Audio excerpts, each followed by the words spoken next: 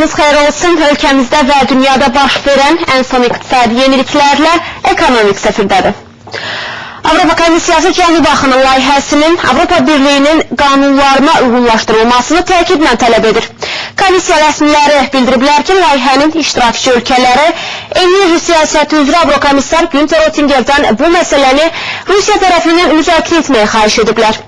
Məlumata görə məqsəd iştirakçı ölkələr arasında imzalanan hökumətlərarası razılaşmanın Avropa qanunlarını pozmadığına əmin olmaqdır. Xatırladaq ki, Avropa Komissiyası Cənubi Axını kəmərinin buraxılış gücünün 50%-nə qədərinin başqa şirkətlərə verilməsini tələb edib. Rusiyalı bəzi ekspertlərin fikrincə isə bununla Avropa Azərbaycan qazının da bu kəmər vasitəsilə Avropanın mərkəzinə daşınmasına nail olmaq istəyir. Azərbaycanda istehlak kreditləri və avtokreditlərin verilişinin məhdudlaşdırılması bu sahəyə nəzarətin gücləndirilməsindən irəli gəlir. Mərkəzi Bank bu sahədə banklar qarşısında ciddi tələblər qoyub. Kommersiya banklarının arayışsız kredit vermə prosesini dayandırması kredit götürmək istəyən vətəndaşların vəziyyətini çətinləşdirib.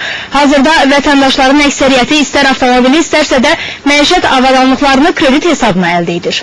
Banklar özü də millətə alladır. Yalanlı yazır 16%. Arayış olmasa daha mütləqdə olar. Amma banklar öz işini uyğunlaşdırmaq üçün arayış təsdiqləmizə uğraşırdır. Benim bu biraz geçmiş hesap ediyorlar. Buna göre ki bu kreditlerin verilmesi ülke bu kadar maşın akıllı yarattı. Ne kadar hesabatını bilmən adamların mülkləri əlindən getdi.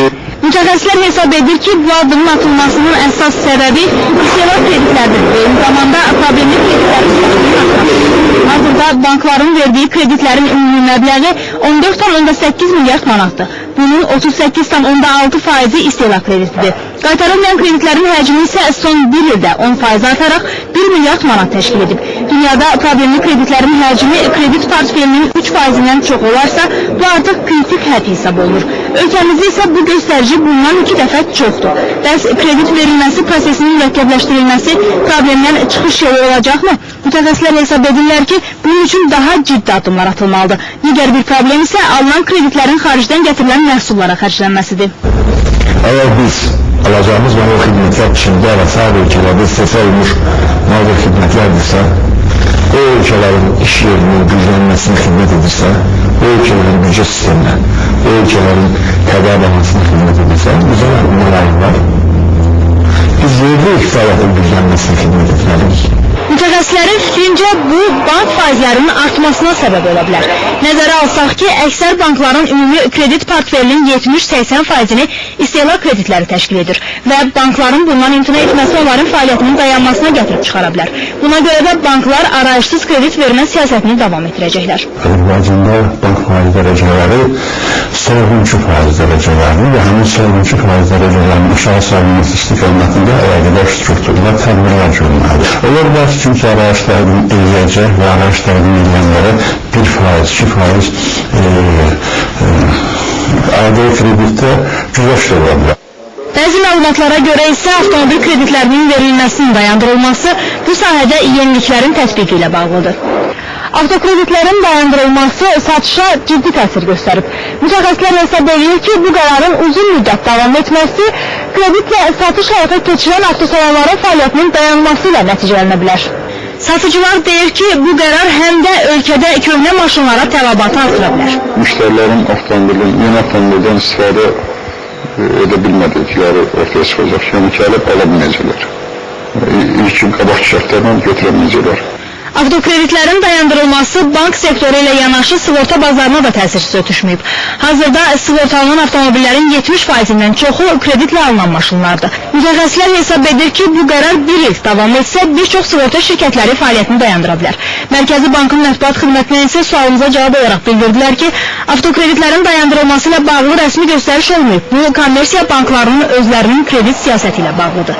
Səlaqa Süleymanova, Elvin Muradov, Ramil Məmmədov, Midəxəbər. Beynəlxalq Valyuta Fondu dünya iqtisadiyyatının inkişaf tempi ilə bağlı proqnozunu yeniləyib. Ekspertlər bunu dirçəliş prosesinin sürətlənməsi ilə əlaqələndirirlər. they are positive. Avropa Mərkəzi Bankının stimullaşdırma siyasəti deflyasiyadan yayılmağa yardım edə bilər. Həmçinin bankların balanslarına baxış keçirilməli və bu nəzarətdə saxlanılmalıdır. Böhran dövründə ən çox zərərlə üzləşən bank sistemi oldu. Ümumiyyətlə, maliyyə sistemi bütün sektorların lokomotividir. Onun dayanıqlığını mümkün qədər artırmaq lazımdır.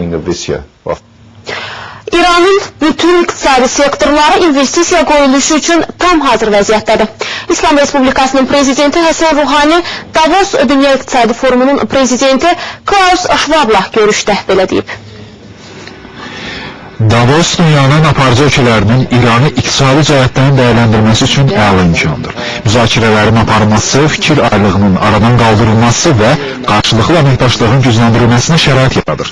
İran regionda ən əlverişli mövqeyə malikdir və ölkəmizin iqtisadi uğurlarını dünya iqtisadiyyatına müsbət təsir edəcəyini inanıram. Ümid edirəm ki, Cenevra razılaşmasından sonra İranla Avropa ölkələri arasında əlaqələr normallaşmağa doğru gedəcək.